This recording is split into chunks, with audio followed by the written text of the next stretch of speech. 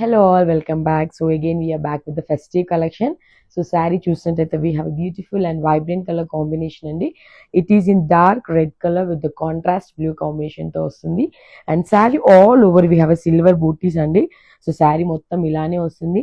And top వచ్చేసి we have a small border and bottom we have a big border అండి. And this is a beautiful pallu. So pallu కూడా మనకి చాలా rich గా వచ్చింది. And this is the blouse.